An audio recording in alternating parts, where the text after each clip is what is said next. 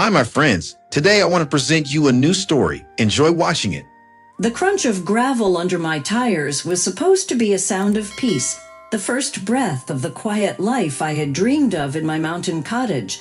Instead, it was the sound that carried me into betrayal. I balanced a grocery bag on my hip, humming faintly, when the front door creaked open before I even reached for my keys. My heart stalled. Inside, laughter rang out, familiar laughter. I stepped through the doorway and froze. My daughter Alana stood in the living room, gesturing excitedly at the fireplace. Beside her, her husband Ryan ran his hand along the wall, as though testing it for a new paint job.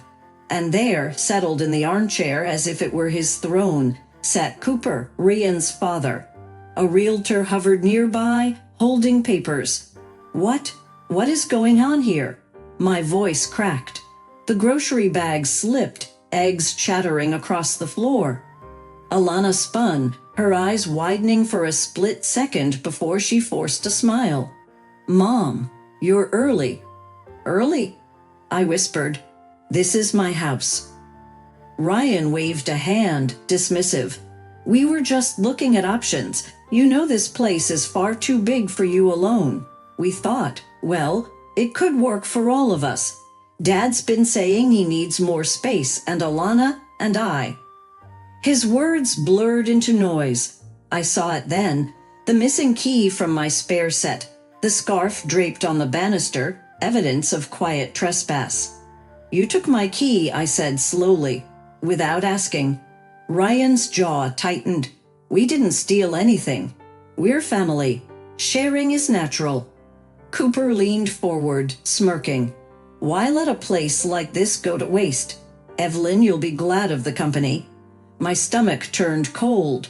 Years of sacrifices, tuition payments, babysitting, bailing them out of debts, flashed through me like shards of glass.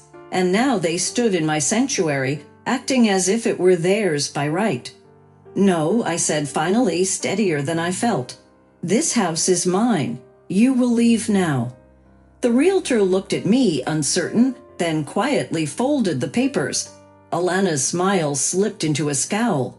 Ryan muttered something under his breath, gathering their things with reluctant hands.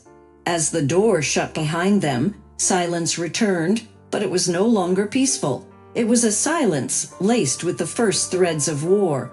That night I sat alone at the kitchen table, the faint ticking of the clock louder than my own breath.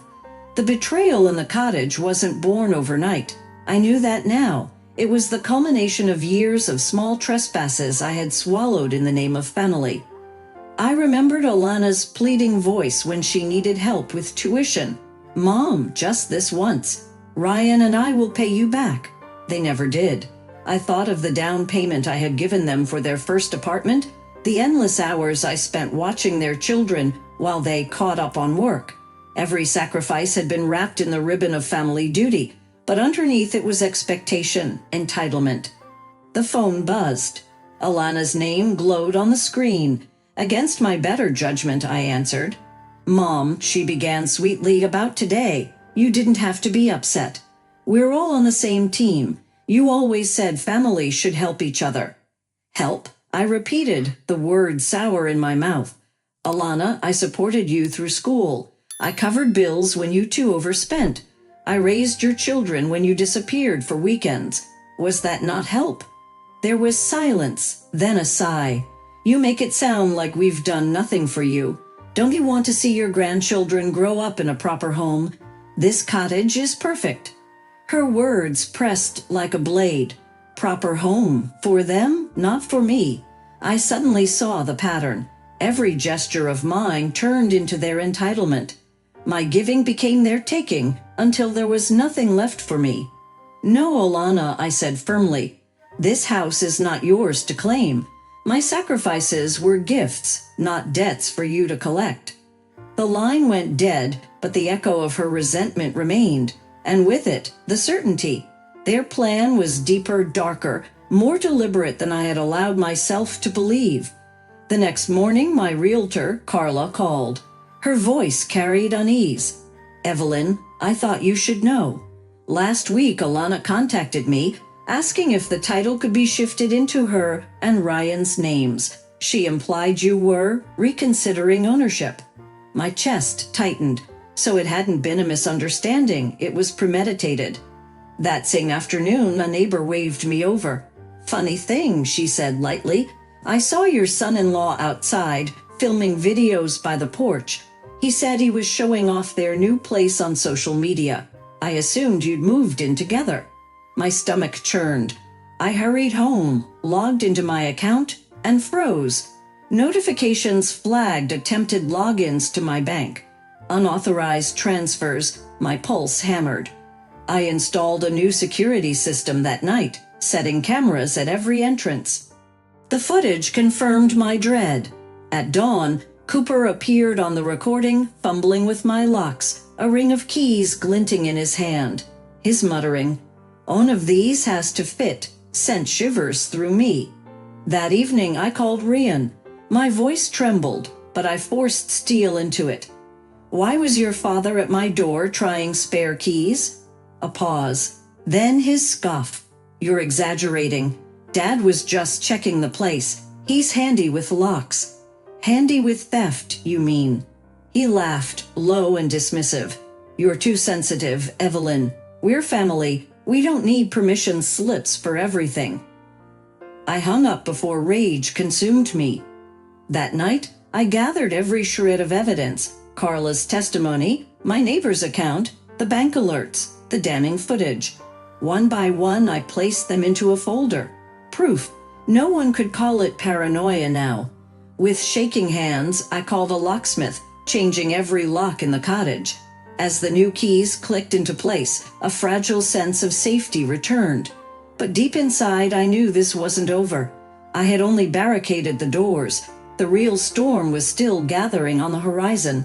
The invitation came from Alana herself. Family dinner, just us. Against my better instincts, I went. The restaurant's soft lighting and clinking glasses couldn't mask the trap I felt tightening around me. Ryan smiled too broadly as I sat down. A folder lay between him and Alana. Cooper leaned back, smug, sipping his wine. "We've been thinking," Alana began, sliding glossy listings across the table. "There are bigger houses on the market. If you sold the cottage, you could put the money towards something that works for all of us." Ryan added smoothly, "It makes sense, Evelyn. You don't need all that space. But imagine the grandchildren running around a proper family home." I studied the papers. Carefully printed mortgages, highlighted columns. This wasn't a suggestion. It was a plan. I looked up slowly. "You've mistaken me for someone who can be persuaded. That cottage is not for sale." Alana's smile stiffened. "Mom, don't be selfish. Haven't you always said family comes first?" Her words cut deep. Family had always come first. Their needs, never mine. I pulled a crisp envelope from my bag and slid it across the table. "This is a cease and desist letter. It legally bars you from attempting to claim or tamper with my property again. Any further intrusion, and I'll take action."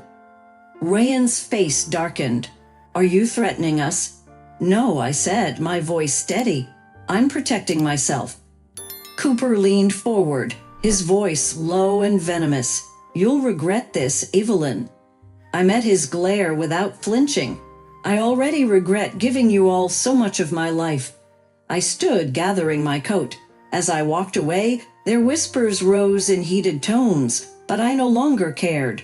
My hands trembled, yes, but not with fear, with resolve. That night, I blocked their financial access, froze shared accounts, and turned my phone off. For the first time in years, silence felt like freedom. Weeks passed before I made the final decision. The cottage, once my dream of solitude, now carried shadows of intrusion. I wanted peace, not walls tainted with betrayal. So I sold it. The papers were signed on a rainy morning, the ink smudging slightly under my trembling hand. By dusk, I was driving west toward Sacramento, my car packed with only what was truly mine. When I opened the door to my new apartment, sunlight spilled across polished floors, no spare keys, no hidden agendas, just space that breathed only of me. Alana called once, her voice sharp. "So that's it? You run away, after everything?" I answered calmly, "No, Alana. For the first time, I'm not running away. I'm stepping toward myself." And I ended the call. I spent the evening arranging books on shelves, hanging curtains in quiet rhythm. Every small act felt like reclaiming my life. Later, standing on the balcony, the city lights twinkling below, I whispered to the night, "Never again." For the first time in years, the silence around me wasn't heavy. It was freedom, pure and unbroken. And in that silence, I smiled. Friends, what do you think of this story? Write your opinion in the comments. Would you like more stories? Don't forget to subscribe and hit the bell button so you don't miss any videos. See you tomorrow.